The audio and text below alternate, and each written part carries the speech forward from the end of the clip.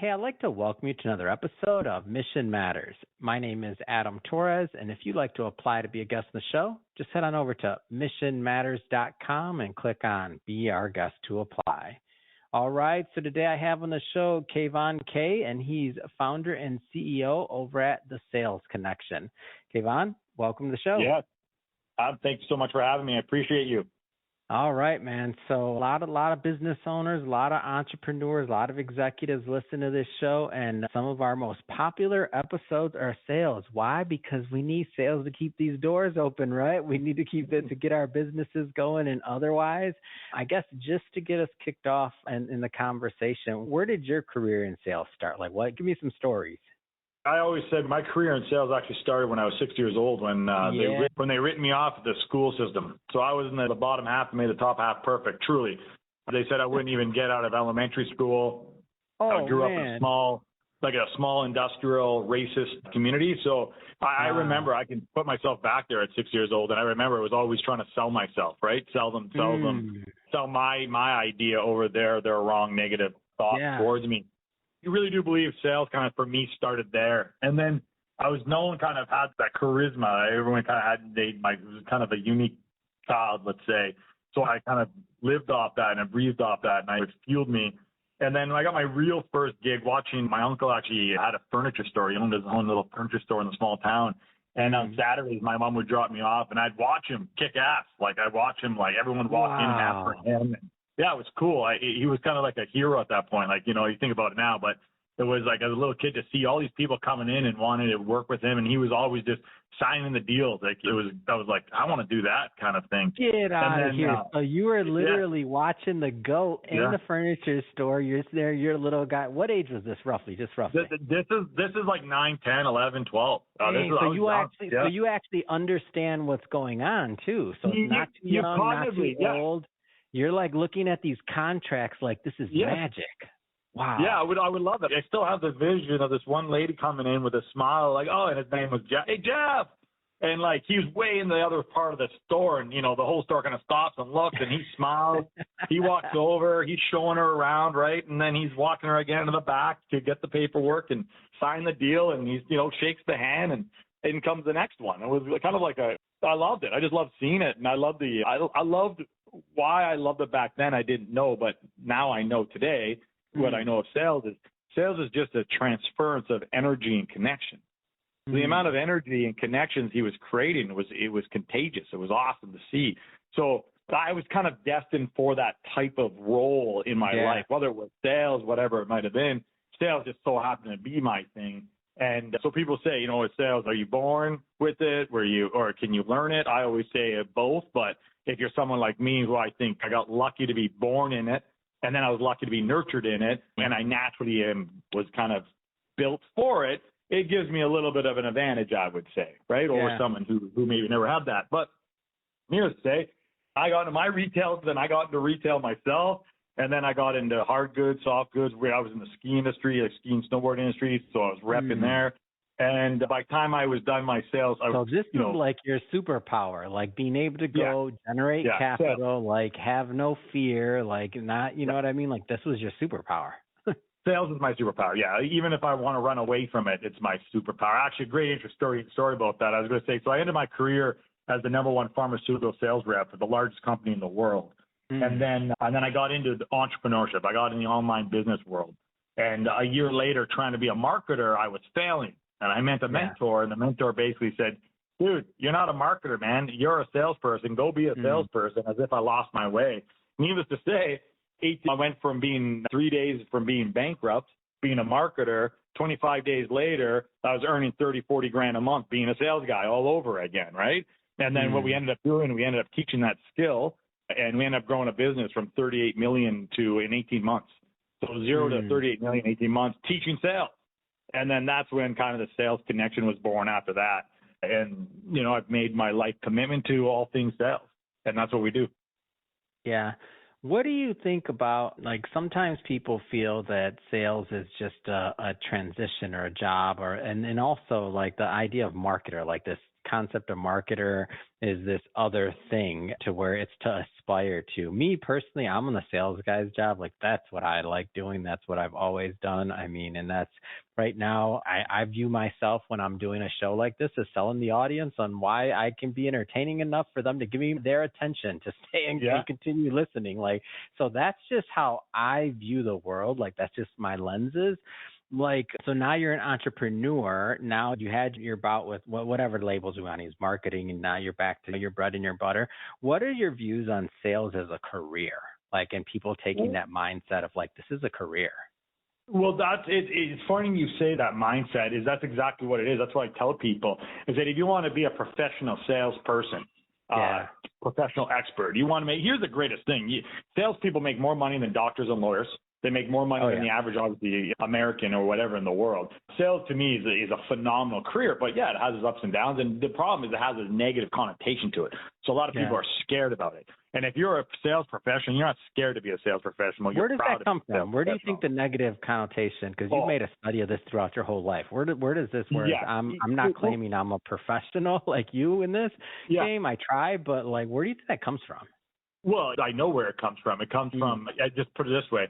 Back in the 1960s, they did a test, they did a study, and it came out 70% of the population trusted salespeople.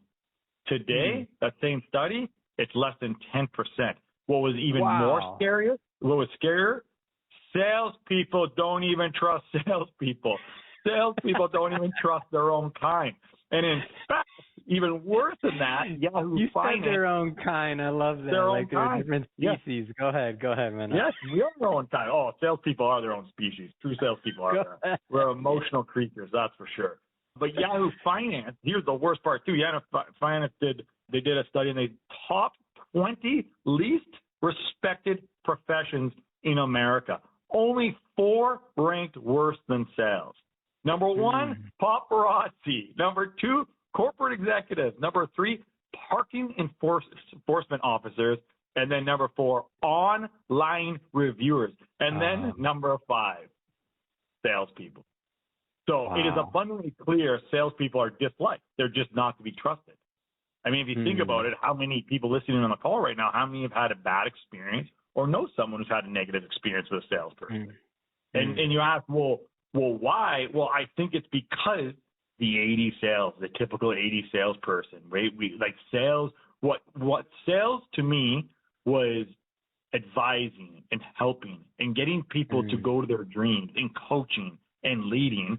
And then somewhere along the way, it turned into manipulation, it turned into bribery, it turned into something that's not authentic. And I think that's where along the way, it turned into sinful, like being dishonest, almost predatory, unethical. You can't trust salespeople.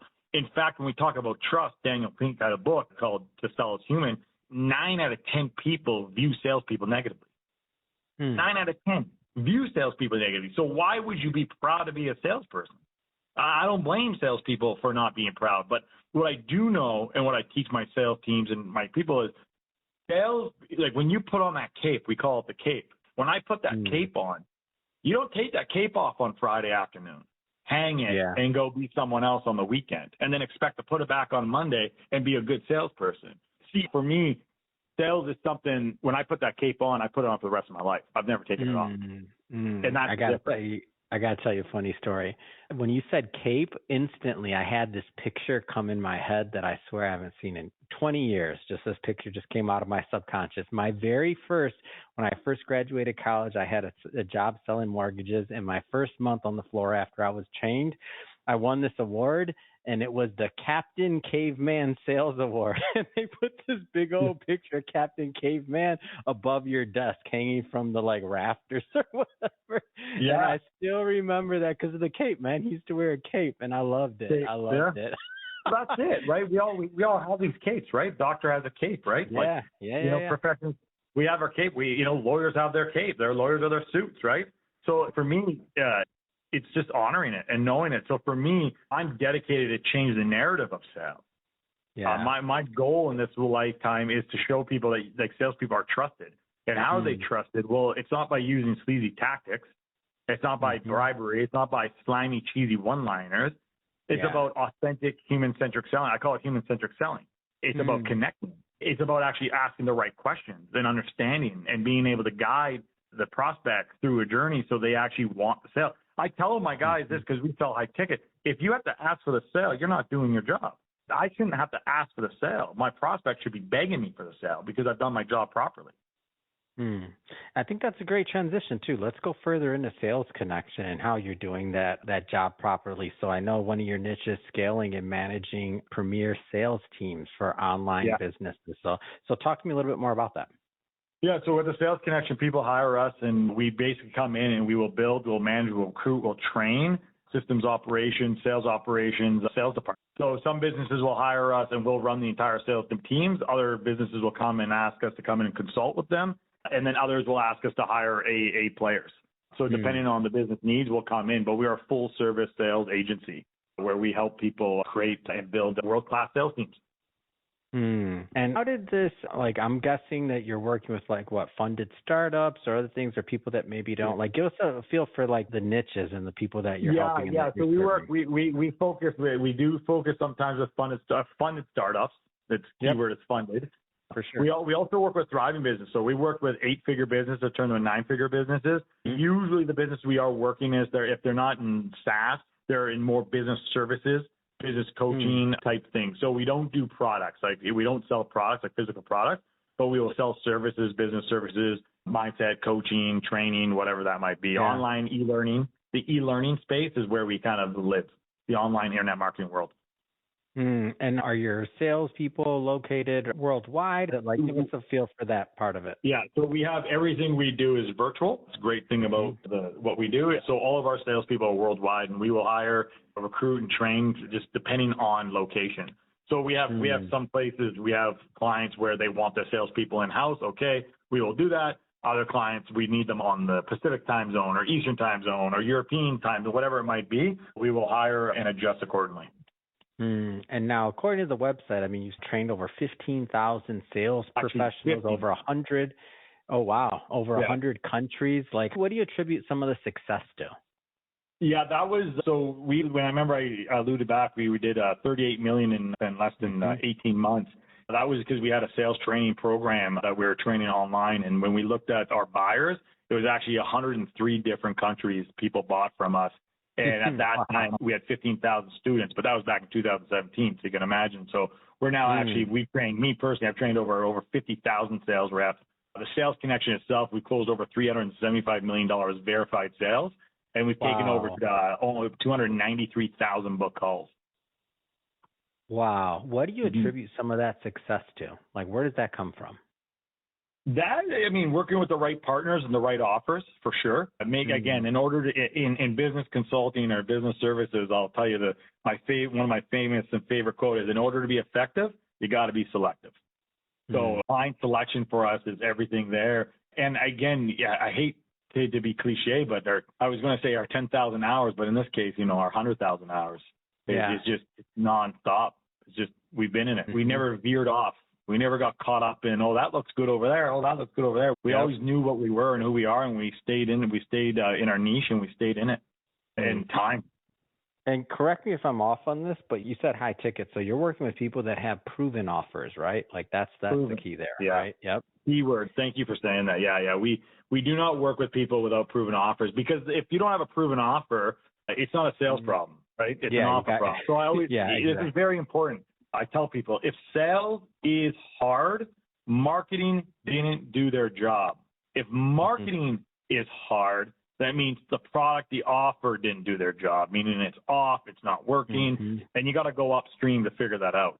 So a lot of people they'll have a bad product, or they'll have a great product in their mind, right? But they don't understand that there's something called market product fit, right? So just because you think it's great doesn't mean the market thinks it's great. And then they think that, I just need a sales team to go fix my marketing problem. And it's like, no, salespeople don't fix a marketing problem, and marketing doesn't fix a sales problem, right? They work together. If this is the correct way to ask this question, I don't know, but I think it's probably based off of revenue. What's a revenue? Like if you're saying a proven offer, like are you basing it off of revenue, quantity? What's the sweet spot for you, would you say? If for your sweet spot company? for us, if someone's doing our sweet spots, you're doing over $100,000 a month and you're looking to scale, you'll bring us in. Now we've worked with people doing 50, 80K because they were very close to getting there. And the reason for that is because if you're not doing that, again, you're not ready for a full sales team. Because what we do is we bring in the boat, right? Like we bring in the Titanic. Like we don't just bring in a salesperson. We're bringing in the sales operations. Yeah. We're bringing in the sales director. We're bringing in the coaching, the recruiting, the managing. We're bringing in the whole, like that whole department so that you can actually set the infrastructure for scale. Yeah, and the worst thing sometimes that somebody might do is go too far too fast, and they don't have the infrastructure for delivery of their actual product. Well, like all of a sudden we had that happen right now. We had that happen this week. We had a partner that called us to say, "Hey guys, we got to slow down our sales." Well, what do you mean you got to slow down our sales? Oh, fulfillment can't keep up, so they're getting a lot of refunds, right? Because they can't keep up, and that that hurts everything, right? So it's about the right timing. People bring in sales.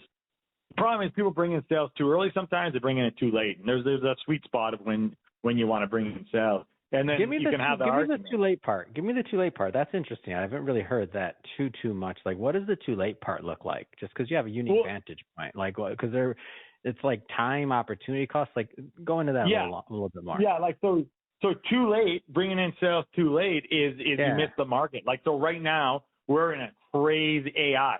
We're like, right? Everything's AI. Everything's AI this, AI that. We're in what we're called we're in a hyper growth market right now.